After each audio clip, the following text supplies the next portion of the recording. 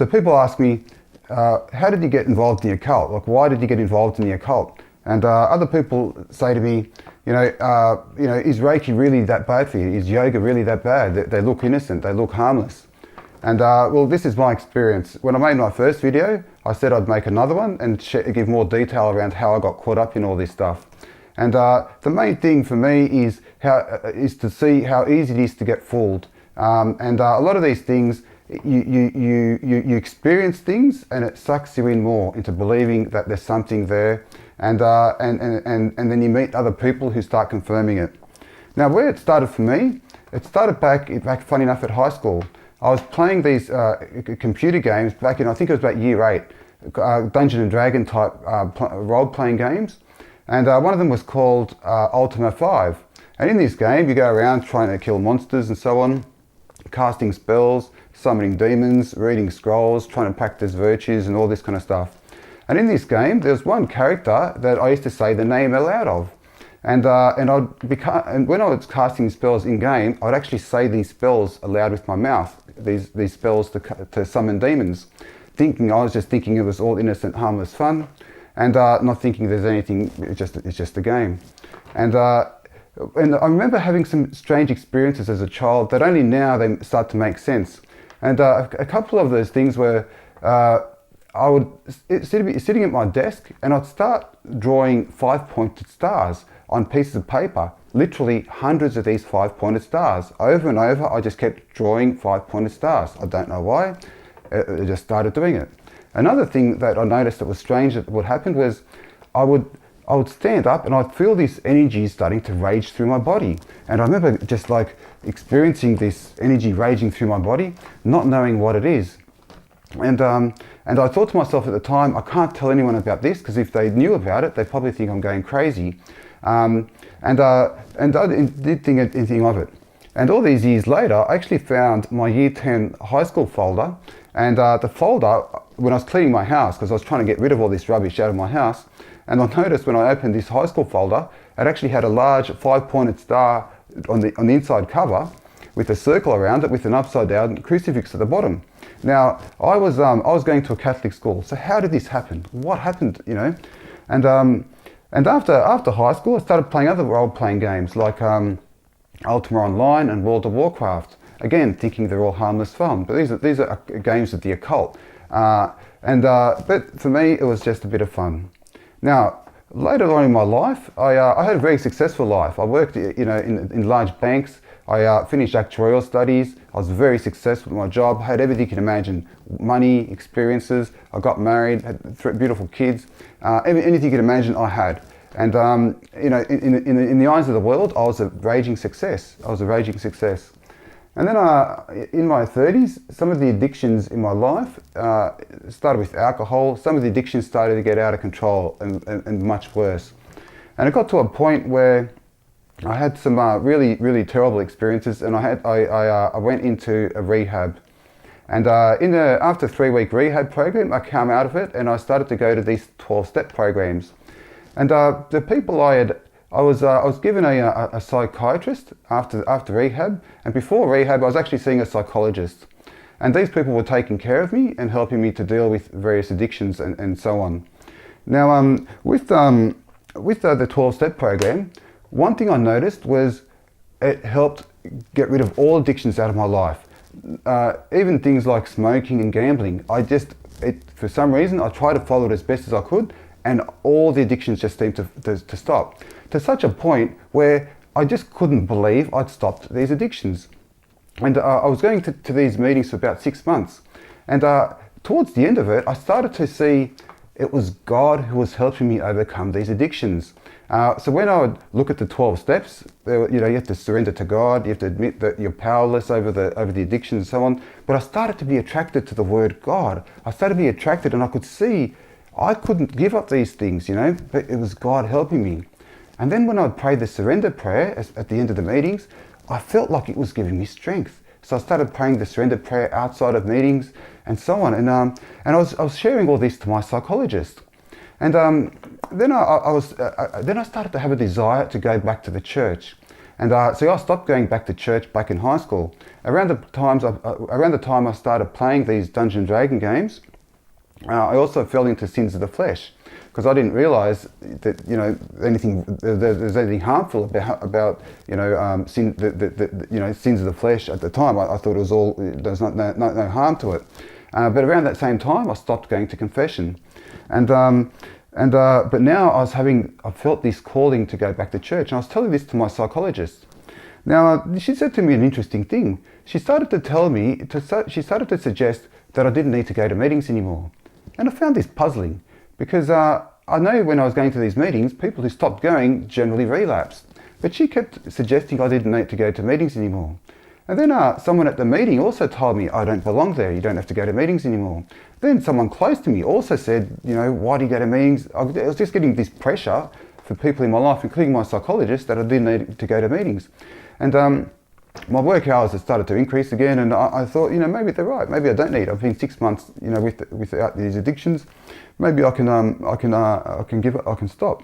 So I started to stop the meetings, and as soon as I started to stop the meetings, I fell back into some addictions. It started with gambling, and then it fell through the others. And then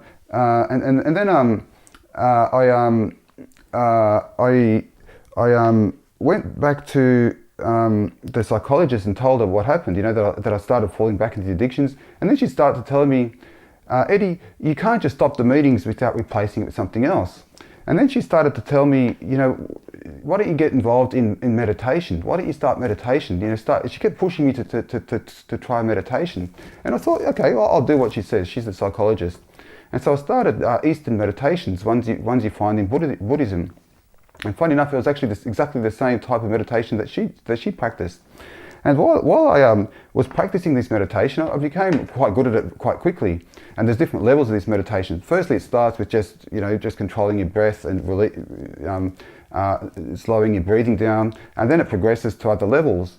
And I really went through them quickly. And I started to have what I best can describe as spiritual experiences, and I didn't understand what was happening. What kind of experiences? Well, firstly, I started to know things that I shouldn't know. Like, for example, I'd see these two men walking towards each other in the street, and somehow when I was looking at them, I just knew a drug deal was about to happen. And sure enough, as they passed each other, I saw an exchange of hands, and they walked off without saying anything to each other. So I saw, geez, I knew that a drug deal was about to happen. And then on another occasion, I was in Maya in the city, and I saw these two girls walking towards the exit, and somehow I just knew they were about to shoplift. And sure enough, when they walked out the shop, the buzzer went off, and they giggled and they started to run off. And I thought, how did I know this information? And I started to tell this to my psychologist, and she was quite pleased with my progress, and she wasn't surprised at all that I was starting to experience these things. And then she did some hypnosis on me. She showed me how to she hypnotized me, and then she told me that I could start some self-hypnosis. And so I started with self-hypnosis. And with the self-hypnosis, again, I experienced more spiritual things. And then I started into getting into more guided meditations and these spirit guides and things like out-of-body experiences. And I would literally have experiences where I would sort of come out of my body and I could see down. And I was thinking to myself, geez, I'm getting quite spiritual. I didn't recognize the evil truth behind all these kind of practices. They all look quite benign when you start off, but they all lead you up into opening yourself to the influence of demons without you realizing it. This is what was happening to me, but I didn't realize it was happening. So what sucks you into all this stuff is the effects you experience when you're practicing it. You experience something that you know is supernatural. It might be access to hidden information. It might be something in your imagination. It might be coming out of your body, whatever it might be. It might be a sensation in your body. It might be a heat. It might be whatever it might be. It's an effect. Now, the truth behind it is, it's the demons that are causing these effects. The demons, once you open yourself up to them, if you're living in a state of sin, the devil has dominion over you, and he can start giving you these sensations to fool you into practicing it more. So the first thing that fooled me was the effects that I would experience. And the second thing would be the people that you would meet. See what the devil does, because we all on this planet, we're spiritual beings. We're all either following a spirit of the devil or a spirit of God, and we don't really know we are. We don't see it. But we are. And so with the devil, when you're a slave of the devil, he will introduce you into other people who are also doing the same things. So, for example, if I'm doing a spirit guided meditation, self hypnosis, whatever it might be, then I'll meet someone else who's sort of doing it, and we sort of start confirming each other's false beliefs. And but about this time, then my marriage started to fall apart, and I actually I was thrown out, and I moved into a hotel room in the city. So I was living by myself. I was devastated for my children. I was heartbroken. I couldn't. My addictions went back out of control, and I was just devastated for my children. They didn't have the father they deserved, and I couldn't fix the relationship. It was a horrible part of my life, and at this point, I met a lady. And she was in my hotel room one day, and as I was talking to her, all of a sudden, she just stopped talking. She went like this. And next thing I know, her head dropped down there, and then her head started to go up very slowly, back to this level, and then a voice started to come out of her mouth. That her voice changed. It was like a crusty voice now. It was like talking like this, but it's like a horrible, crusty female voice. And it started to talk like evil words coming out of her mouth, like blasphemies and all sort of horrible things. And I was worried for this girl, so I gently tapped her arm and tried to see if she's okay. And as soon as I grabbed her arm, her normal voice returned, and I said, "Well, what happened?" And she said to me, "I don't know, it just happens sometimes." Anyway, then lo and behold, we're talking again. Next thing you know, again it happens. Her head just drops down and she goes silent. Then her head slowly rises up and her voice changed. This horrible, awful voice starts talking again. And the voice starts saying this to me. It says, "I can do anything to you. I can even make you into a bikie." And I gently tapped her arm again, and she sort of came back to, and I was worried for her, and I was really put off by what this voice was. I knew it wasn't her, but I didn't know it was. Looking back, she was possessed by a demon, and this demon was in my life, and what you'll see later on was in my life for a long time, and it was taking me down a dark path. So that was my really first encounter with the demon that I sort of recognised looking back. And then shortly after that, I met a lady, and when I met this lady, it was really strange when I met her in the city, and she asked me a question. She goes, "Have a guess where I'm from?" And when she asked the question, I knew straight away. I said to her, "You're half German, half South American." And she said, "No one's ever guessed that before." And you wouldn't guess by looking at her. She's got an American accent, and you just wouldn't guess that. But somehow I just knew it. And anyway, we're having a conversation. We have some sharing our life and things in common. And then I went to Las Vegas. I went in a stage where I was just sort of out of control. I was flying jet fighters. I went to Vegas. I spent 3 weeks there. It almost cost me my life. But I came back, and then it came to a point where I texted this lady that I'd met, the half German, half South American, and we organised to go out for dinner one night. So I turn up to her house. Instead of going out to dinner, we just go in her place, and we start talking about our lives. We start sharing our experiences and so on. Towards the end of the night, she started to do something where she started to try to get inside my head. And she said, "I'm trying to get inside your head, but I can't get in there." And she's doing these strange things, and I didn't understand it at the time.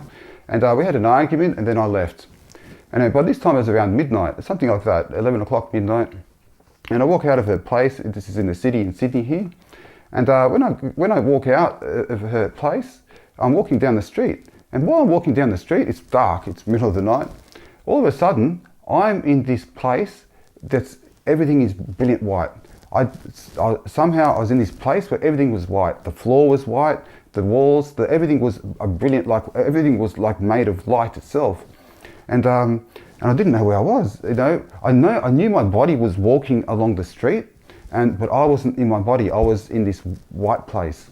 And I look over, and about maybe a distance about 20 meters, I could see two men sitting down on a step. Again, it was made of white light, and they had brilliant white clothes on, like almost like gowns.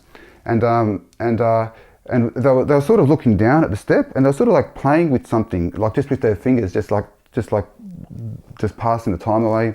And they looked up at me. They looked up at me for a while, and then they looked back down.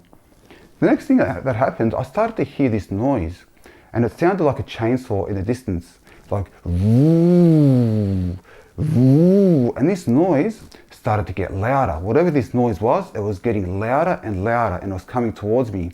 And it started to get so loud, it started to scare me. It was a terrifying noise, and it kept getting louder to such a point where I was terrified, I was scared. And I've never been scared like this. This noise just shook everything inside me. And next thing I saw was an elderly man coming towards me, very close to me, maybe 1 or 2 meters away. Again, he had brilliant white light clothes on, white clothes, almost like they're made of light itself. And he had a grey beard, and he looked at me. And when he looked at me, normally when I see someone, I smile. But and I tried to smile, but he was serious. Whoever this man was, he was looking at me like he was not happy with me at all. Then everything then disappeared, and I was like, I can't describe what happened. It's almost like I was given a lot of information. I was shown that everything's interconnected, like time is almost just like an illusion, and then I somehow knew I was given a choice, and I was given a choice, and it was made very, very clear to me that choosing this girl that I went to dinner with was choosing evil. If I chose to stay with this girl, it was choosing evil. But if I chose to forget this girl, and it would mean choosing good. Then it was made clear to me, if I chose this girl, it would mean death for me. But choosing to forget this girl would mean life. And it was very clear, if I choose this girl, it would mean death. Then it was made very clear to me that whoever was behind whatever was happening to me had the power to make all the bad things in my life just go away. Everything, including any memory I had of this girl and all these recent events, my life just falling into the abyss. Whoever this was giving me this information had the power to make it all go away. And but I couldn't choose to forget this girl. I cared for her. I felt sorry for her. She had a troubled upbringing with her family situation, and she suffered from alcohol addiction, and I felt sorry for her. I couldn't forget her. I couldn't do it. And then whoever was giving me this information, almost like was trying to push me to choose to forget her. It was almost like my will was being pushed to try to choose to forget this lady, but I was pushing against that to try to choose to remember to choose her, and I was being pushed to such a degree. It felt like I had to use all my willpower to choose not to forget her, and then after that was I had to push as hard as I could. Then eventually it stopped, and then the noise then came back, and it started to disappear slowly. And when the noise disappeared, the next thing I remember is I wake up. I'm lying on the ground. A train worker who works in the railway station is waking me up. He says, "Are you okay?" I'm lying. I've walked across the city to the other side of the city. I'm now in Central Station in Sydney here. I'm lying. I've bought a train ticket somehow, and this man's waking me up saying, "You okay?" And I wake up, but I'm scared. I'm terrified about this experience I had, and it really shook me to the core, and I didn't know what to do. I look up at the sign, and there's a sign there that says Eddie Avenue, and my name's Eddie, so I just went, okay, I'm going to follow this sign. And I went found a taxi. I went to the first taxi I got, and I said, "Look, take me to a hospital. I'm going crazy. Please take me to a hospital." And they took me to St Vincent's Hospital, and I went to the emergency people, the emergency nurses, and I said, "Look, please check me in. I've had this, I think I'm going nuts. Please call my doctors. Please admit me." And they did. They admitted me. They kept me there for a few days, and but they couldn't figure out what happened. They couldn't figure out what that white place was. They couldn't figure out why it happened or anything like that. And after a few days, I checked back out. And the whole time I'm conveying all this to my psychologist and my psychiatrist, and so on. Now, after this, I started to fall deeper into the practices of the occult. So I started to get involved with something called past life regression, where basically you're trying to tap into finding out what you were in a past life.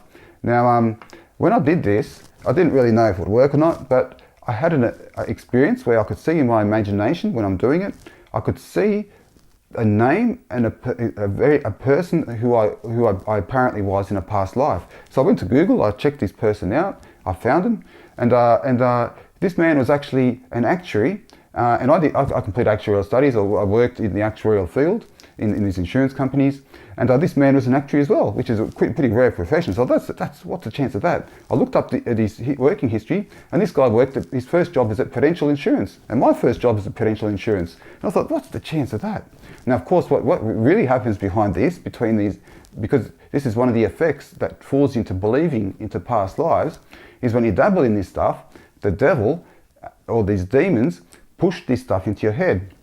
And the devil, of course, has got access to information, so he just finds someone that looks something like you, pushes it into your imagination, because the devil can do that, and then all of a sudden you believe it. Now, of course, there's no such thing as past lives. There's no such thing as multiple lives and all this. We have one life. We've got one life before we come before God. Now, but at the time, I started to believe in past life regression, and with this lady, we start sharing experiences with each other, and she also believed in past life. Then I started to get involved in astrology, because she was interested in astrology, and then she told me she was actually a witch. She told me she was a witch. Now, I didn't believe in witches. I didn't think witches are real, but she says, no, I'm actually a witch. And in her flat, she had an image of a large Hindu goddess, Hindu god, and all things of this sort. But I just, didn't believe in it. I was just, I wasn't really thinking about that kind of stuff. And then I got involved in things like numerology, where you're trying to get access to information through numbers, and I started to believe, this witch would then start to teach me about, your soul progresses over multiple lives, and it's a quest for perfection. And then I'd start meeting other people who, again, telling me the same thing. So the whole time, the devil's putting these people into my life, and I start to believe it more. So I start to fall into it more, and I start to seek it more. Now, and it was around Christmas time in 2014, and then I remember trying to get to bed at night, and as I'm laying in my bed trying to go to sleep, I started to notice something strange. I started to notice that I was saying some words over and over and over, and after a few minutes of saying these words, I'd start to think, why am I saying this? Like, what am I saying? And what I was saying, the words coming out of my mouth was terrible blasphemous words, and I just seemed to be repeating them over and over without knowing I was doing it. And looking back now, I was influenced by devils, demons, and I'm probably possessed to some degree, and they were talking through me. And I'd notice it happening, and then it happened multiple times. And by this point, I was in a terrible state. I was in the most horrible, darkest places in Sydney. The depravity and all this, the places all these the practices of the occult, and with this witch, it was just horrible. It was this really dark part of my life, and this is about the time where I was actually when I was at work one day. I went to go for coffee with one of my work colleagues, and we were walking down towards the top of Martin Place, and we're walking towards the Link Cafe. Now, just before walking in there, my work colleague says, actually, let's go down and get a coffee out at the outdoor place. There's a little outdoor coffee stall. And as we go about coffees, as we're walking back towards work, we go past the Link Cafe. What do I see? I see a plainclothes policeman on the street with his gun drawn, and the gun's pointing to the ground, and he's looking inside the Link Cafe like he's on edge, like looking at something. And I didn't know what it was. We go back to work. We just work across the road. We go back to work. by the time we get into work, we realise something's happening at the Link Cafe, and soon enough we see someone holding a black flag that's got the Arabic writing, and this is the ISIS hostage situation. So my work and my colleague and I, we almost went into the Link Cafe. We would have been one of the hostages. At the last second, we missed out, and.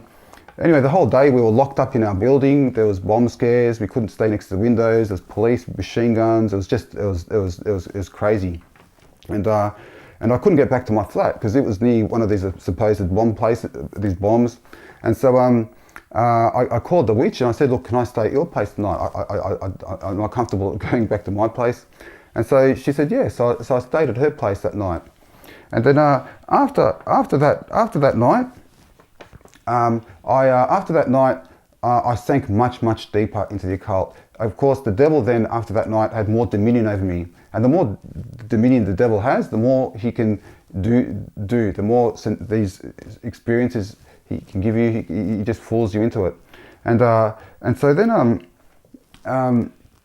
I started to get involved in I was actually making preparations to join something called the French Foreign Legion. My life was completely out of control, and I wanted something good to come out of my life. And I couldn't fix the addictions, I couldn't change my life was going down into the abyss, and I thought I wanted something good to come out of my life. So I was making preparations to join the French Foreign Legion with the view of doing something good, to fight against these terrorists, these ISIS terrorists. I was going to go and become a combat engineer and go and fight these terrorists, and then somehow out of that, some good can come out of my life. And I was making preparations to do that. And so one of the things I was doing was I was doing Brazilian Jiu-Jitsu to lose weight, to get fit, to join, and also to get my eyes fixed with laser surgery and so on. Then in this process, then I got a kick in the head. While I'm practicing Jiu-Jitsu, I got a kick in the head. Bang! I got a concussion out of it. And as they're checking for the concussion, they found a stage 4 cancer, an incredibly rare cancer. There's only been 200 ever found in all of English medical history. And they said if I didn't get the kick in the head, that in a couple of months I would have just dropped dead. The cancer had already spread into the facial nerve. They said once it goes in the brain, you drop dead. And whilst they're doing the diagnosis stage and checking out what to do, I was at my psychologist at this point kept telling me to do something called Reiki and yoga. And now I wasn't too sure about either of these things. It felt like it wasn't for me. But my psychiatrist, he said, he told me, Eddie, you have to do a grounding activity. This grounding activity would help me. And my life was going out of control, and he was a doctor. I was just going to listen to him. So he gave me a number of a person to call. He said, this thing's at a church. He said, go to this church, do this grounding activity, it'll help you. Anyway, he gave me this name. The first thing that put me off was he said this is a priest, but it's a woman's name. I thought, well, a woman can't be a priest. And anyway, I thought, look, I'm going to listen to him. He's a doctor. So I walk into this church. And the first thing I see on the wall is Jesus hanging on a crucifix. And I saw this, and it gave me a lot of comfort seeing him on the wall. And underneath him was an altar. And I thought, okay, this is it's a type of church, but it was completely empty. It was a big, empty hall. There was no seats. And there's nothing else in this. It was just that was the only thing. Everything was completely bare. And the strange thing I noticed was they had what looked like a giant mobile screen blocking Jesus from the rest of the room. And I found this strange because I saw this screen and I thought to myself, perhaps this is they're having some sort of construction activity. But I couldn't see any construction. I thought, why would they have this mobile screen? Anyway, I got talking to this lady, and she says we're going to start doing this grounding activity, and she said it's a type of dance. And so anyway, then we start. It starts with a walk, and she shows me how to do this walk, and it's just a really strange walk. You have to move your feet in a certain way, high, and anyway, you have to walk forward and then walk backwards. And then she said, "Can you copy me?" So okay, I did the walk back, forwards, and then backwards, using the feet in a certain pattern. Then she said, we're going to try it again. The second time, she goes, at the end of it, you have to use your hands to do some hand motions. You have to say this chant, and you have to imagine in your imagination these lights. at the end when he stopped. So anyway, we did the walk. At the end, I did the chant, I made the hand motion, I imagined these lights. And then she said, okay, we're going to do it together now. So we start doing this walk back and forth together. At the end, each time, making the hand movements, saying the chant, imagining these lights. Then she says to me, she's going to walk in a pattern, and she wants me to copy it. And she said, I'm going to walk in a pattern of a 5-pointed star, and then you're going to copy me. She goes, can you do that? I said, yeah, I can do that. So she starts walking, making an outline of a 5-pointed star. And then I did it. And then she told me to do it again, but this time keep facing the same direction as you're walking. She goes, it's better that way. So okay, then I did it again.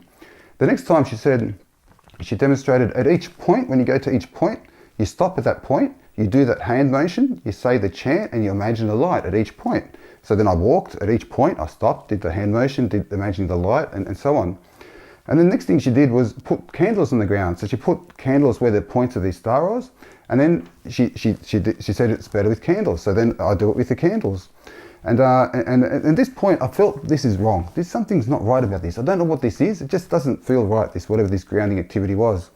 And at this point, then we sort of stop, and she says that's okay for now. She goes, you can do this anywhere. She goes, it really helps you get grounded. It's really good. She's really trying to sell it to me, but I felt it wasn't good, you know. And then she said, she was asking for money, and I didn't feel like I didn't give her any money. And then she said the strangest thing to me. Her voice sort of changed when she talked to me, and she said to me, you used to draw lots of 5-pointed stars when you were a child. And I was like, geez, how did she know that? And I did. Just after starting to play those occult type games when I was a kid, when I'd be summoning demons and saying the specific character, I'd be saying that character's name over and over. After that, I started drawing these 5-pointed stars, like literally hundreds and hundreds, and just kept doing it. And whilst I'm writing my book now, while I'm investigating this stuff, what I found is that symbol that we drew on the floor with the 2 bars with the star is actually the symbol of this demon. So the character in that computer game the name is actually a real demon. So every time I kept saying this name aloud, I was summoning a demon. I was calling on this demon to come into my life. So just like you might call Lord Jesus Christ, please help me. Well, if you start summoning demons, guess what? You're inviting the demons in too. When you're asking a saint to help you, say, St. Anthony, help me. Well, you're asking the saint to help me. When you're saying these demons' name, you're inviting them in. It's not a good thing. But as a child, I'm completely naive to this stuff. And funny enough, this so all these spells and things I was saying back then, not realizing it, I was actually summoning this demon. And it's all these years later, when I'm in my 30s, I'm actually in this place. Which I suspect is a satanic kind of temple or something, whatever, I don't know what it is. And I was making this symbol all these years later. So these games, keep your kids away from it. If you're playing them, stop it, get rid of all that rubbish. Anything involving spells, anything involving potions, anything superstitious, even if it's a computer game, a TV show, just get rid of it. It's all evil. And don't say it. Don't play any of these kind of these games, even if it looks childish. Ouija boards. Try to contact the dead. All this stuff is evil.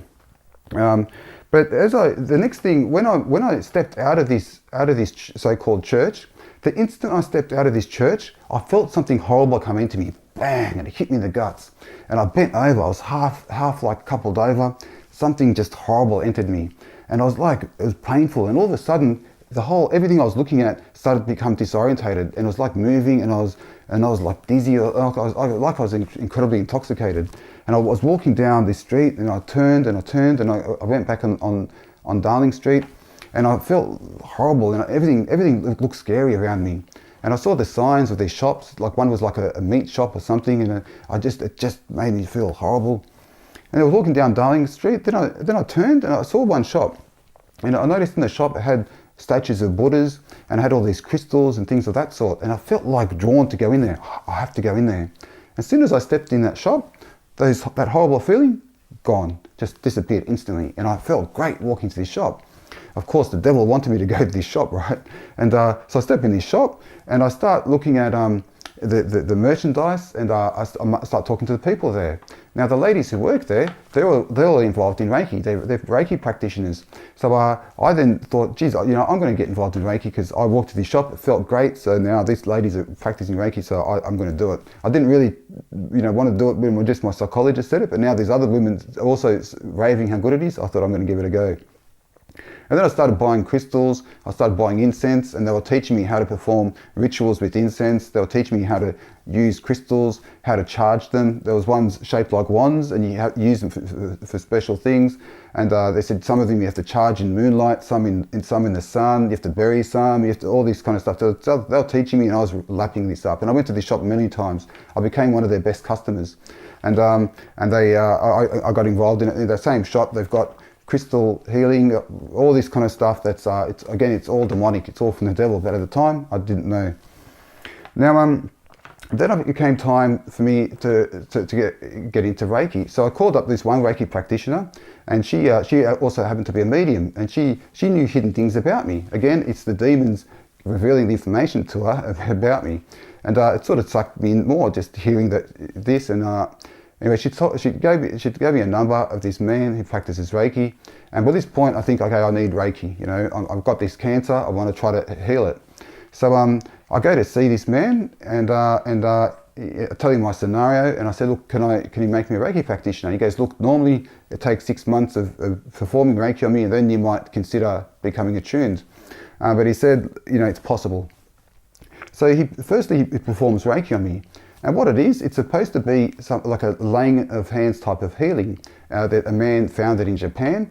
And basically the session, what it looks like is you lay on like a massage table, you close your eyes, and the practitioner puts their hands over certain positions in your bodies. And at each position, he would hold it there for 5 minutes.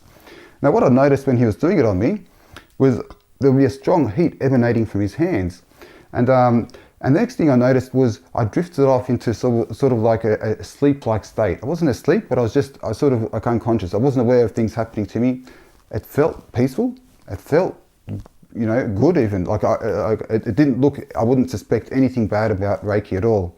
And at the end of the session, I came out of it. And I thought, great, I want this. I want to do this. It feels good. I'm going to do it. So then I asked him whether I can get attuned, and he said he would have to ask something called the Ascended Masters first. So he sits me on this wall. He says he's going to ask the Ascended Masters. So he asks them, and then I noticed I could hear this voice come, this crusty, evil-sounding voice, and said yes, like as in responding to his question, yes. And I knew he heard the voice because he sort of nodded when he heard the voice, confirming what he heard. But I didn't tell him that I could hear it too. So then he said he can do it, and the next time I went to see him, he would attune me. So the next time I went to see him, he performed Reiki on me first. Then he said, "Okay, it's time for your attunement." And first thing he did was we did a simple meditation, like an Eastern meditation that you'd see in Buddhism. And then he said, "It's time to attune me," and he went behind me and he's performing a ritual. What he said, he's going to insert these symbols into my head. So he walks behind me, and above my head he's drawing these so-called Reiki symbols. And when he draws it with his finger, I literally felt something enter inside me, like through my head down into my body. And he did it again. He inserted multiple symbols, and I could literally feel them inside my body going into me. Again, the demons can cause these effects because the devil's got dominion over you if you're living in sin, which I was a terrible sinner, and I was involved in a lot of these superstitious practices. So I'd given and I consented to this man doing this Reiki thing on me, so I'd consented to the devil, and so which is you don't want to do. All you have to do is consent, and unfortunately then the devil's got dominion, so he can then produce these effects in you. And so these symbols are going into me, and I feel this experience, and I think, great, I'm becoming this spiritual person. Then he walks in front of me and he blows on me like, and I could feel like a supernatural breath come out of him and go straight through my body. It wasn't like a breath that you would feel in your surface. It actually went through my very being, and I thought, wow, what's this? And then he told me I had to sit in this pose like this, and to push my hands together. And he started to move his hands around me in a certain like ritualistic fashion. And then I could feel these energies raging through my body. again, the demons were now inside me, these Reiki demons, and they were raging through me. And he told me, he goes, I've never experienced someone who responded so well to Reiki. He goes, that really works well in you. Of course, why? Because I was living in a horrible state of sin, and I'm involved in these other superstitious practices. Who knows what kind of spells the witch had cast on me and I don't know. But and so then he said some things will happen. He said your body will change. You'll start to meet people. You'll see a sign from your late father on the way back to say he's okay. And sure enough, on the train back to Central Station, I saw in graffitied the name, my late father's name, and I thought, oh, that must be the sign he talked about. And then I met people along the way, and he told me when you meet these people, it's an opportunity to practice love. And I meet these people, and they were it was exactly like he predicted. And I met these people, and I was like, wow, this guy's right. Again, the devil was putting these people into my life, and so on. And then my whole body changed. Literally, when I went to the bathroom, it's like I was being cleansed and all this. Of course, now the demons had control. Now, after this experience, I started practicing Reiki myself, and I could feel this heat coming off my hands and so on.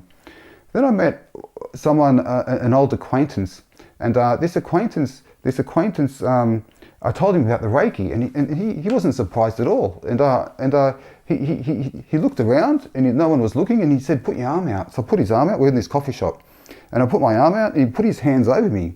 And from his hands, I could feel this incredibly intense heat coming off it. And I said, "Wow!" I said, "Do you do Reiki?" He goes, "No, I do something called Kundalini," and he does something called Sahaja Yoga, and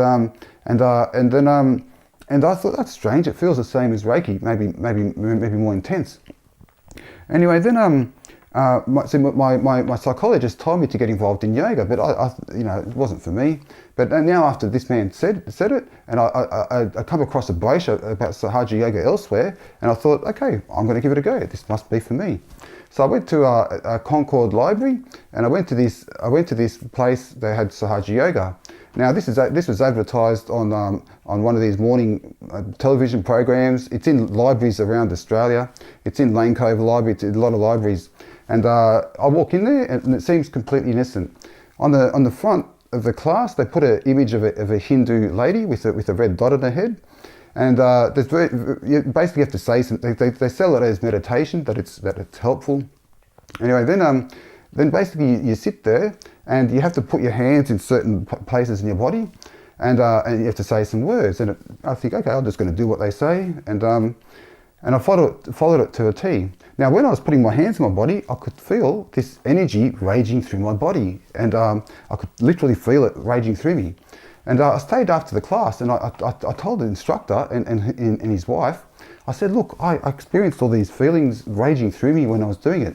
And they were very surprised. They said, usually it takes a very long time of practicing this before you start to feel that sensation. But of course, why I was feeling it is because the devil had a huge amount of dominion over me. So the devil could easily produce these effects in me. And otherwise, for a normal person, the devil doesn't have that much dominion, and then they'd have to do it for a long time, giving themselves to the devil, because this whole practice is demonic. Not that I knew it was. And so there I was practicing this yoga, and inviting who knows how many more demons into me. Now, shortly after that, I was sitting at a bus stop, and I actually felt like a vibration in the base of my spine, like an earthquake. But it was no earthquake. I could just feel like this vibration. Then one night, I went to the witch's house, and I left her place in the early hours of the morning. And when I came home, I laid in my bed and I started meditation using the Buddhism type of meditation. And normally when I meditate, it's a very peaceful affair. I'm lying there on my back, it's very peaceful, and you're just sort of in a calm state. You might have some various experiences. But this time, something strange, something took over control of my body. It wasn't me. Something took control of my body while I'm lying there, perfectly still, and it sat me up. And I just jumped up, sat upright in my bed, and I went into a lotus position. My legs crossed, and my hands were upright, one on each knee, and my back was incredibly straight.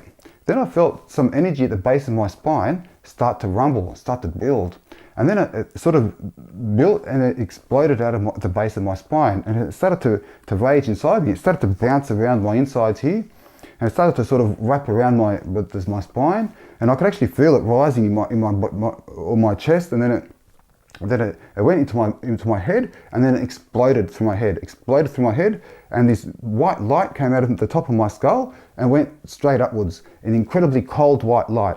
And it was burning the top of my head. It was literally, this light was burning me, and I couldn't move. I was just sitting like that, and I couldn't see anything but this bright beam of light, and this stayed for quite a while, and it kept burning me. And when everything settled back down, I texted, middle of the night, I texted my psychologist and the witch, and I said, look, I experienced this. I think it's some type of spiritual awakening.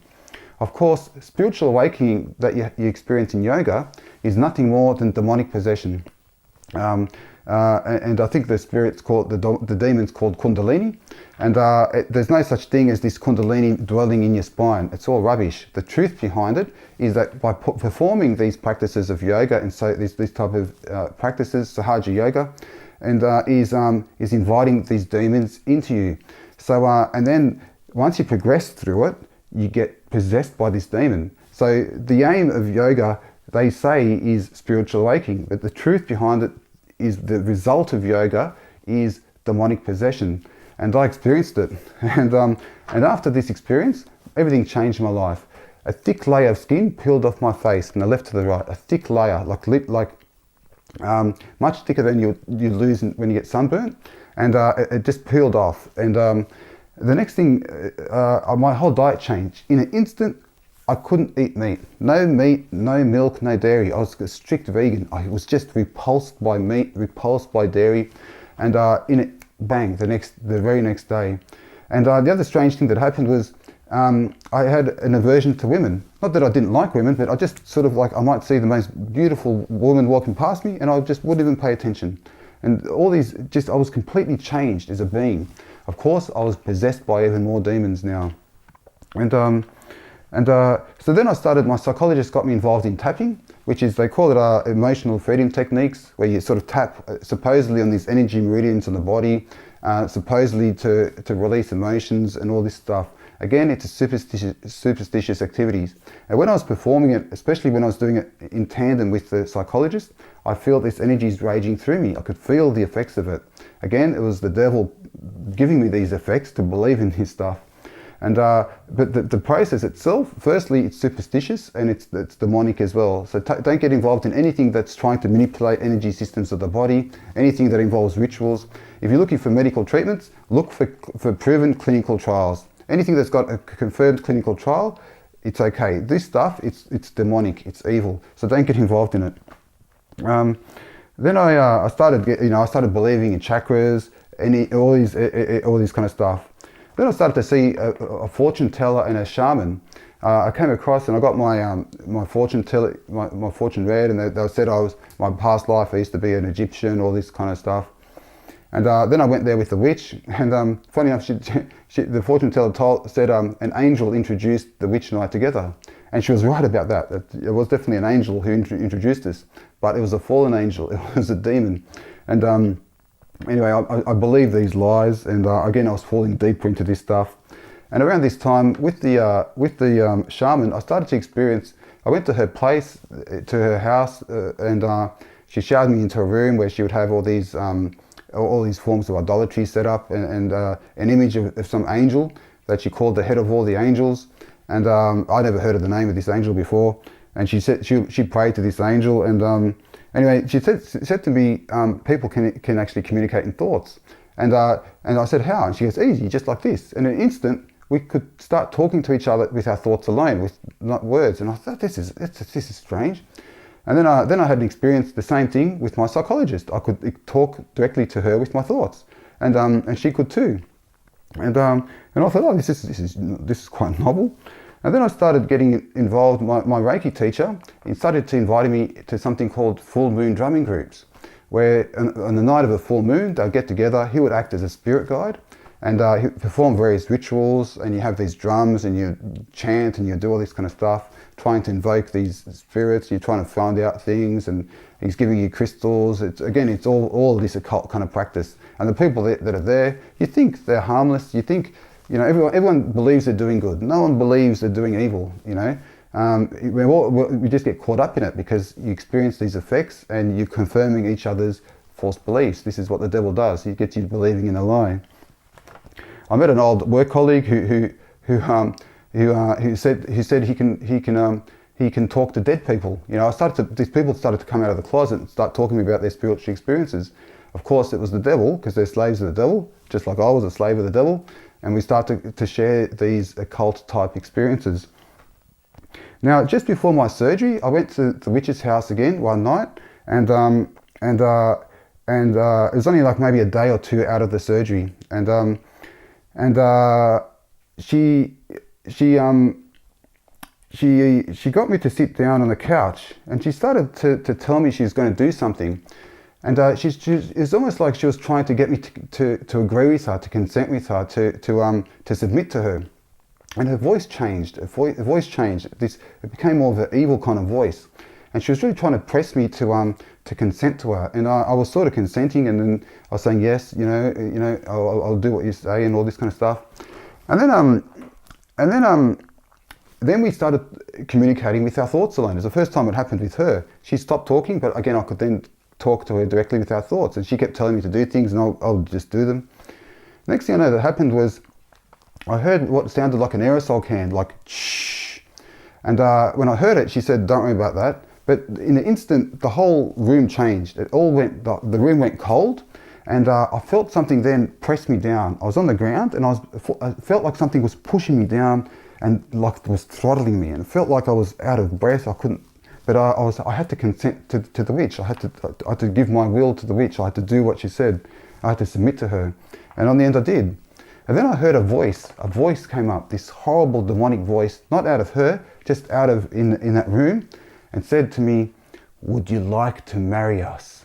Would you like to join us?" And I don't know what that voice was, but I agreed. I nodded my head. I said yes. So who knows what horrible thing I did there, but I consented to this. And then it was time to go to surgery. And the last thing before surgery, I went to see a shamanic healer. And they tried again to perform these rituals on me, and I'd feel these effects.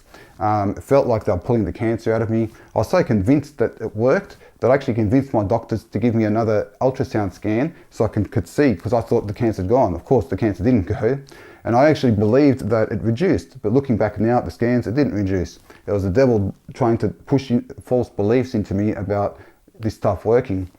And so what a terrible state spiritually to go into stage 4 cancer surgery, where I had to get a 14-hour operation. Now in my other video, I talked a lot about the surgery and about being healed after the priest came and gave me something called the anointing of the sick, and then afterwards with the radiation and the experiences I had. And I'll just touch again on the Reiki. So I believed Reiki was from God, because I knew God healed me in hospital. After the 3rd operation, after I said that prayer, I just was completely healed. And so I knew God healed me, because nothing else was working. And it was just after the priest gave me the anointing of the sick and I said this prayer. But then I believed Reiki was from God. I actually truly believed Reiki was from God. And I thought, I'm going to give back to God by starting a Reiki business. And I was going to set it up, not charge anyone. And I said, look, God healed me. I'm going to give back to God as best I could by doing Reiki. So after the radiation, I stopped radiation because I started vomiting up blood. But after I recovered from the radiation, I got attuned to level 2. So there's another ritual that's performed. You're given now symbols and techniques on, you can now actually practice Reiki on other people, both by distance and so on. And my Reiki teachers instructed me on how to perform it, how to draw these symbols over people, how to say these chants, and what to do to the room before you start, and so on. So then one day I'm practicing Reiki on my friend. He had a sore back. And before he comes, I'm doing the rituals with the incense, the crystals around the room. I'm summoning all these symbols and so on. Anyway, then when I'm practicing Reiki on his back, I summoned the power symbol and I said the chant. Now the instant I said the chant, this horrible energy came into me. This horrible, horrible energy came straight into my body, and I stopped what I was doing. I was shocked, I jumped back, and I knew in an instant, this is not from God. This is just not from God. I asked my friend to leave, he left, and I was shocked. And I didn't know who to ask, because everyone I did Reiki with said, it's based on love, it can't do any harm, it's good. But this I knew was not good, it can't be from God. So I went to my room and I said a prayer. I dropped to my knees and I was begging God, please, if this Reiki is from you, I'll do this. I won't charge anyone, I'll do it. But I said, God, if this Reiki is not from you, can you switch it off? Can you get rid of it out of my life? Because when you're doing Reiki, you can feel these energies going through your hands. And I said, God, if this is not from you, can you stop it? And after I said this prayer, it stopped, completely gone. And I couldn't believe it. Like, that's twice, there's 2 prayers that were answered. And I thought, geez, that's amazing. I thought maybe God can hear all prayers. And I tried Reiki a few times and it stopped working. Then I went back to my bedroom again. I went on my knees and I was begging God again. I said, God, please, can you tell me? Can you talk to me? Can you tell me if Reiki is really not from you? And then I met shortly after I said this prayer, I met this Brazilian girl, and I told her what I was doing. I was wearing crystals, the Reiki and all this other stuff. And she told me straight away, she goes, stop it, don't do it. She goes, Reiki's demonic, it's evil. She goes, don't do it. And I thought, what do you mean demonic? And she started explaining it, and she told me to start reading the Bible. And she said, start with the book of Proverbs. She said, when you start reading it, try to adapt it in your life. She goes, there's 31 chapters, try to do one a day. And she said a prayer for me, and she really fervent prayer. She said, in the name of Jesus Christ of Nazareth. She's asking for Jesus. She's calling on Jesus to come and help me and help my family, get my family back together. And I thought demonic. And I actually flew to Japan. I wanted to because Reiki was invented in Japan. And so I actually flew over to Tokyo. I flew over to Tokyo. I got the bullet train over to Kyoto. So I'm just about to walk up this mountain in Kyoto. And before I go up, I'm asking locals about Reiki, and no one knows about Reiki. And I thought, if Reiki's so good and it's invented there, everyone will be doing it. All the locals, the Japanese loved it. Like they really think quick to pick up good things, right? No one heard about Reiki. And so I started asking the locals, can you point me in the direction of the local Yakuza? Because I thought if anyone's going to know who would know about Reiki, it's the Yakuza.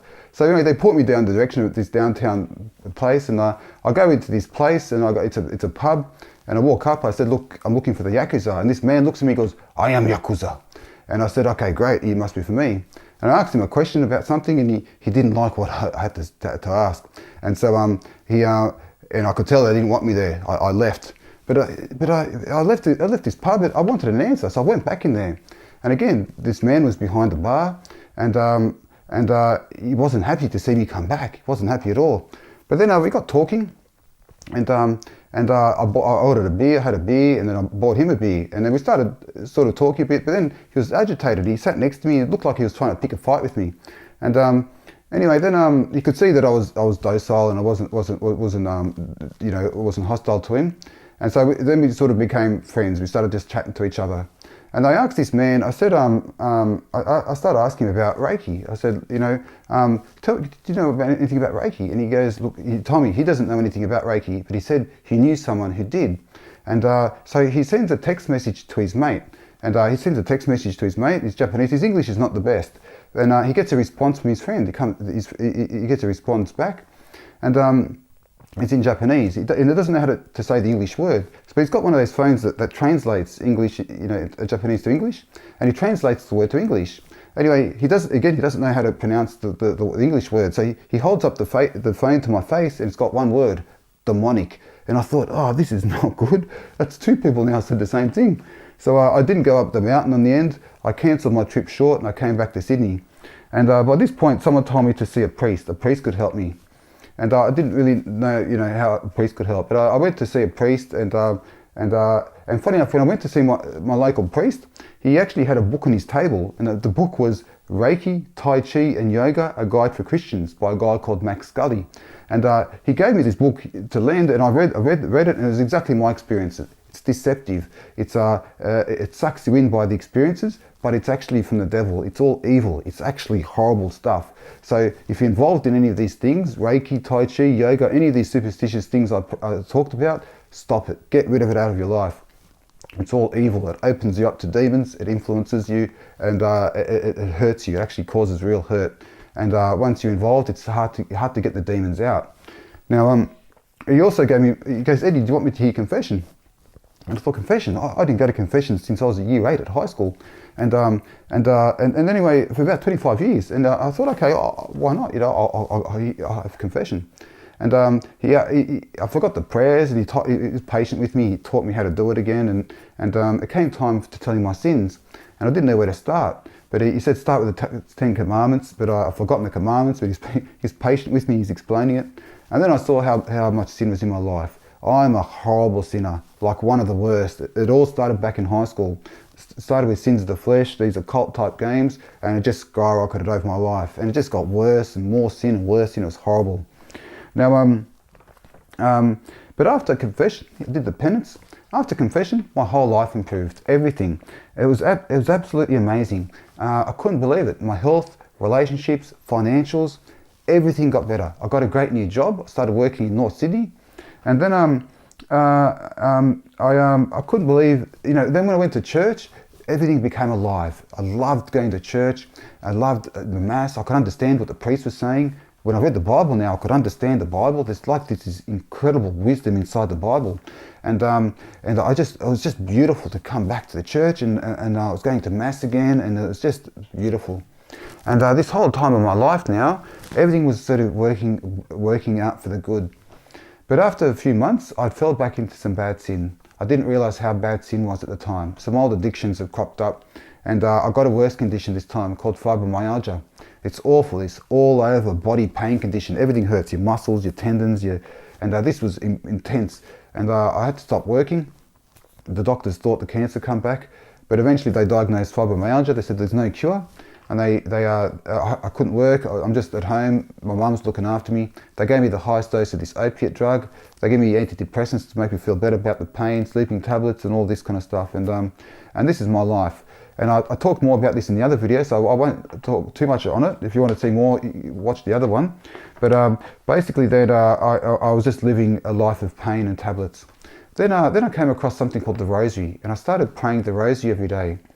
And after a month of praying the Rosary, I met a taxi driver. I missed the bus to go to the doctor, and I met this taxi driver. And this taxi driver was a Muslim, and I told him about my experiences. I told him about these prayers I said, and how I got healed, and God's helping me in all these parts of my life, and then he starts telling me I have to go to this church. He said, go to this church, go to this church and sit in there, and he goes, feel how peaceful this church is, feel how peaceful. And this guy's a Muslim, like he's one of those really devout Middle Eastern Muslims. And I couldn't believe it. Why would a Muslim send you to a church? Why not a mosque? But it is what it is. He just kept saying, go in there, sit and feel how peaceful it is. And I told him, what church is this? What church? And he said, it's called Mary MacKillop Church. And I said, Mary MacKillop? And he said, go to this church. And I said, where's this church? And he said, it's in North Sydney. He goes, you'll find it. And he kept half an hour, he's on my back about this church. And I got to my GP, and I was trying to tell her, why would a Muslim send you to a church? And she couldn't understand it. And I told my mum, and she couldn't understand it. But then a few days later, I'm at St. Mary's Cathedral, praying the Rosary, as I do, and the Muslim's voice comes back and says, go to this church. So I was inspired, to walk there, right there. So I got up when I was praying, and I walked across the Harbour Bridge to North Sydney. And I could have caught a train, but I felt like I was inspired to walk. And it took ages, and I was in pain. It hurt, and I stopped on the way, and it took ages. And I pushed on. I took a photo when I was on the bridge. And I got to the church. I looked up, and it was closed. And I thought, oh no, it's closed. But anyway, I took a photo, and I said, I'll be back. And the next day after doing this walk, an insurance claim decision that was previously declined by the Commonwealth Bank, they changed their minds. I'd lodged a trauma insurance claim for $200,000 for my cancer, and they didn't want to pay it. But after going to this walk, the very next day they paid it. And they paid it, and it was just enough money for my mum to get a house deed back that she took out a loan to pay off my debts and the cost of my surgery and so on, and all my credit card debts. It just wiped it off almost to the cent. I couldn't believe it. I thought, thank you, God. This is amazing. I just did this walk, and thank you, God. And then a few days after that, my mum and I were rejoicing. Our debts are gone. My mum's house deed's back. We're just loving life again. And then one morning I woke up. I took my normal painkillers. I took my painkillers, and I sat in my lounge chair about to have breakfast. And my routine would be waiting for the tablets to kick in before eating. But this day was different. The next thing I remember, I wake up lying on my back. I see 3 paramedics, 2 next door neighbours, and my mum looking down at me, really terrified. What happened was I had a bad reaction to the drugs, and my mum found me in the afternoon, unresponsive. She couldn't wake me up. She thought something bad happened to me, and she called the ambulance, but they revived me. They helped me out. At this point, they all leave, and in the same evening of that day, I'm standing in my mum's living room. I'm standing there, and just I can see now things around me. As I'm standing there, everything disappears. Everything goes pitch black. Everything goes black. And out of this darkness comes a giant skull, huge skull. Took up my entire field of vision. It was like the skull of a cow, and it was black and red, and I could see it was alive. And on each side, I had 2 giant curly horns on either side, and this thing was ugly. And from this ugly thing was beaming anger. It's like when someone screams at you and they get angry at you, you can feel that anger come inside you. It was like that times a million times worse. This thing was just angry at me, and it was angry, and I couldn't move. I was just transfixed looking at this ugly thing. And then somehow when I'm looking at this ugly thing, somehow I just knew it was Satan. Somehow I knew Satan was real, and this is Satan right there. And I was just like, and the next thing I know, from the top right-hand corner, I started to see this white light. A little white light, it started to grow like a soft fog. And from this white light was beaming love and joy and like awe. And it just kept growing, and it kept like a soft fog kept growing, and then ever so gently just washed the devil away, just washed it away. Next thing, I'm just standing in the most brilliant white light you can imagine. And my body is just filled with love and awe, and I'm amazed. I was like, wow. And I feel incredible. And after a while, everything settled again. I could see everything around me, and literally it felt like something had left me. And see, the whole day, my mum was begging to someone called St. Anthony to help me. St. Anthony, please help my son. St. Anthony, please help my son. She's begging St. Anthony to help me, begging him. And what I didn't know at the time, my mum was actually sending prayer requests through St. Anthony's messenger to Padua, because where St. Anthony's buried. And she's been praying to St. Anthony for years for me, for 10, 15 years, maybe longer, asking for St. Anthony to help me. Prayer requests, mass requests, things of this sort. And funny enough, get this right, the day this happened, the day I saw the vision of Satan when I almost died, and it was washed off by this white light, the day that happened was the feast day of St. Anthony. It was the 13th of June. It was like, that's amazing, isn't it? And then, anyway, I told my mum we were rejoicing. And 3 days after that, we decide, let's listen to the Muslim. Let's go to North Sydney. Let's go see this church. And we go to this church, a beautiful church. It's St. Mary of the Cross. She's buried there, next on the right-hand side, and I'm praying there. As I'm praying there, I feel this beautiful feeling come from above. This beautiful feeling goes through my whole body, and it feels like everything's going to be okay. Don't worry about a single thing. And I told my mum, and we're rejoicing, and it's like, wow, this is amazing. I think all our prayers have been answered. And the next morning I wake up, and my pain's completely gone. And now I talked more about this in the other video, so I won't talk too much about it now. Check it out in the other video. But basically, I couldn't eat or drink for 3 days. And I was actually judged by Jesus. I was judged, and I was shown that I would send myself to hell. And hell is actually a real place, and I would have gone there. And death came to me, and I had to call out mercy, have mercy me.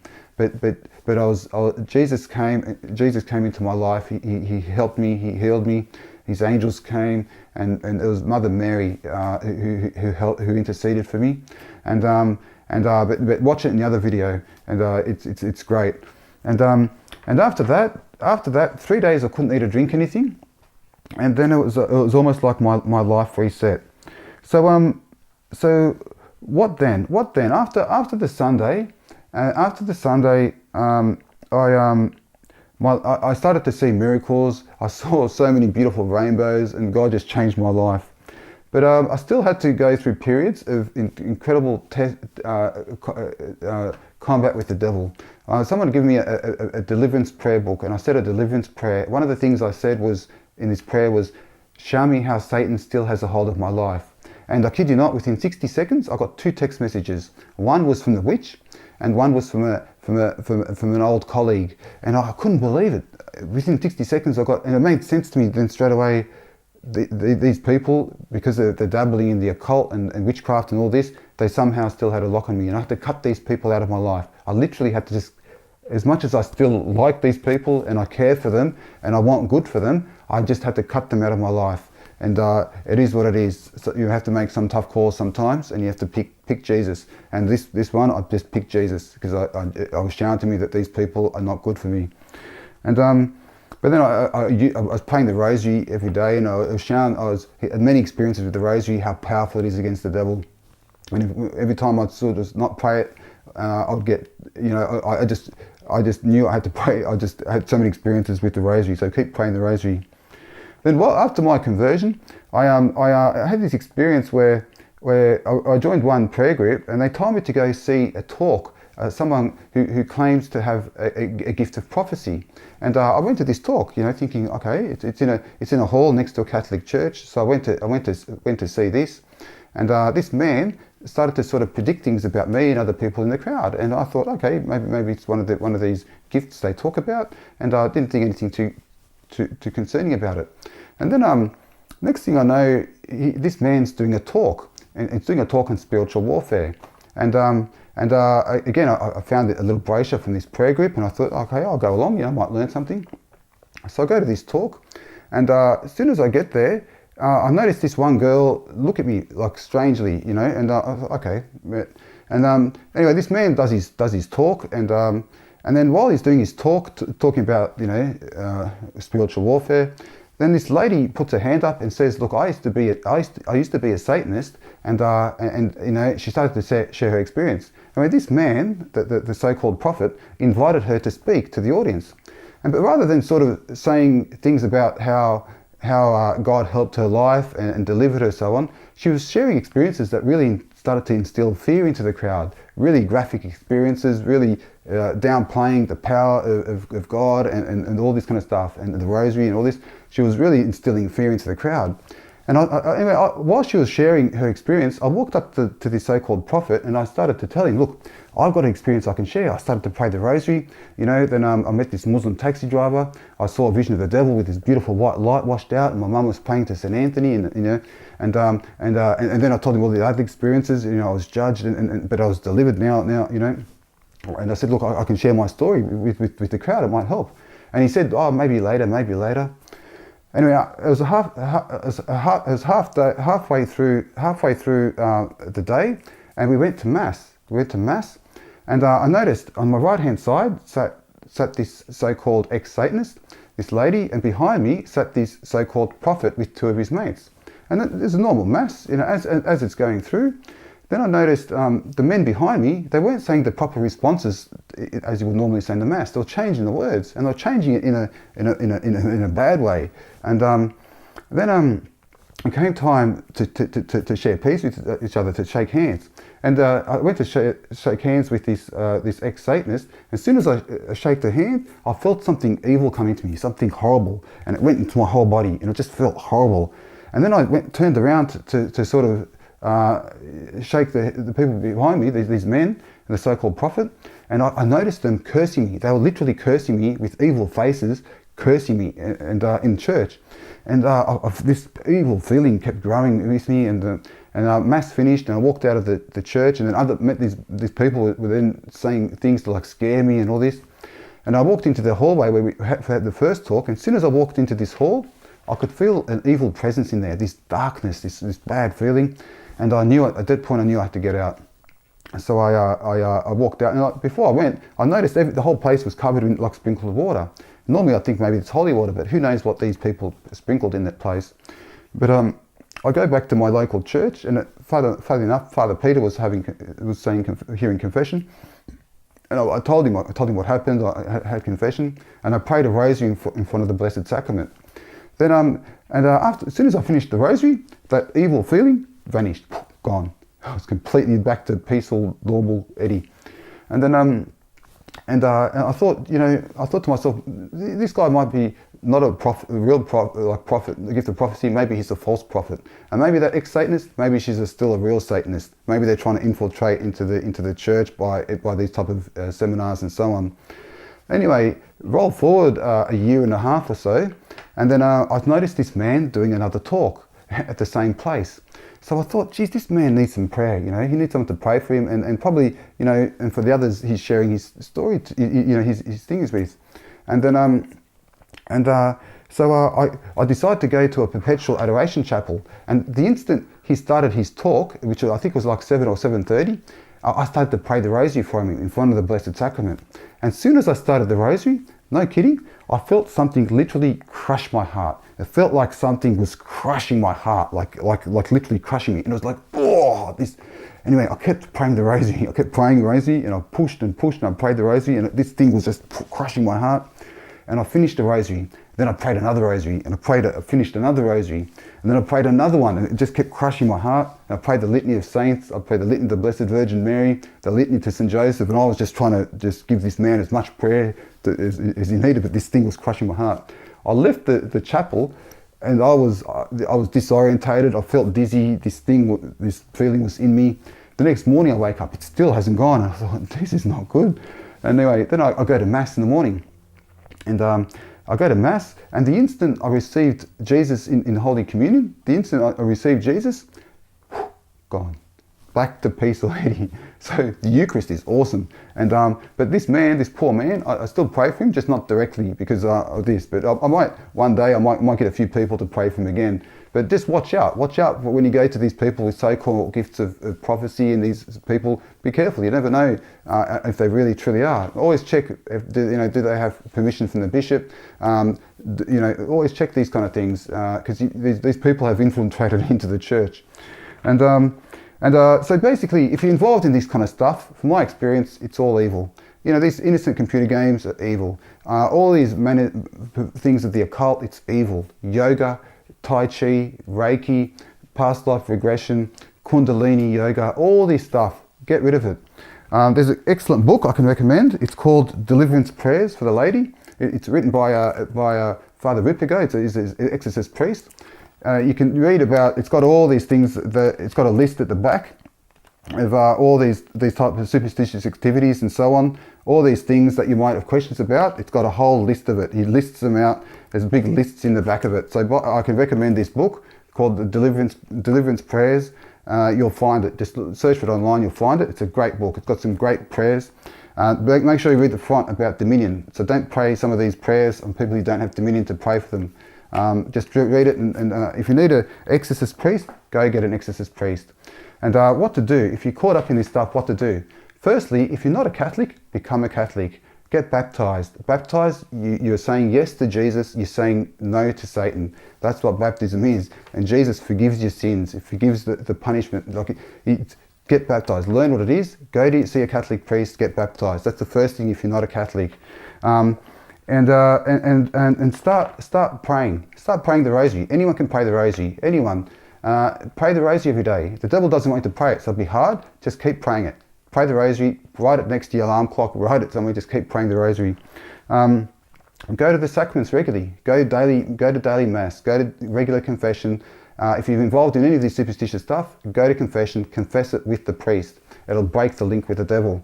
Use sacramentals. Use holy water. Use where the St. Benedict medal is incredible. I first got it blessed by a priest. There's a special blessing that goes on it. I would still have bursts of like anger and things. When I started wearing the St. Benedict's medal, completely changed. And I learnt the prayer. There's a prayer on the St. Benedict's medal that you can actually say in Latin. And when I got tempted and attacked by the devil, now I can just chant that, and it's amazing how powerful it is, the prayer and just wearing the medal.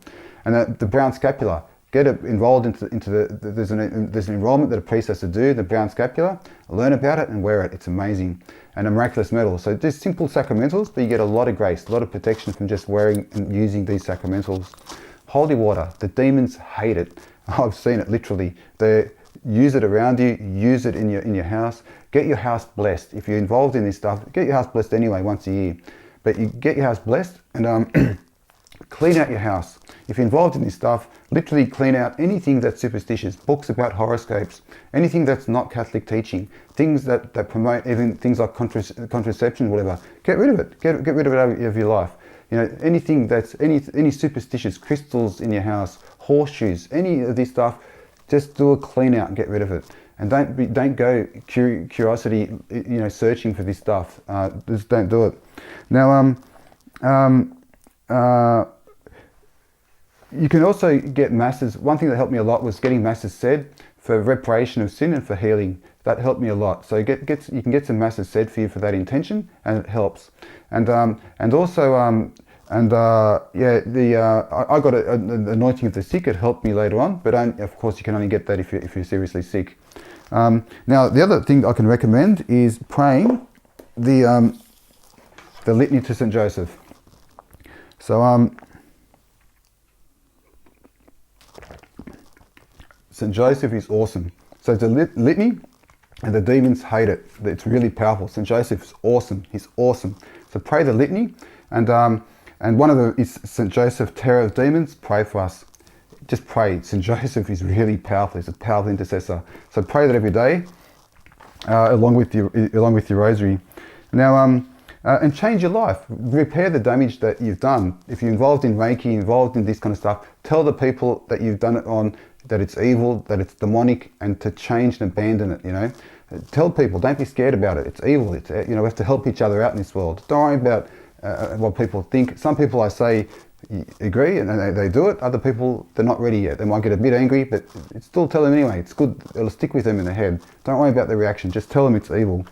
Now, another thing to do is live the gospel. Learn the gospel, live it. Read what Jesus, how he taught us. Jesus is God. He's God. And he started the Catholic Church. It's his church. It's the only church in this world that is started by Jesus Christ.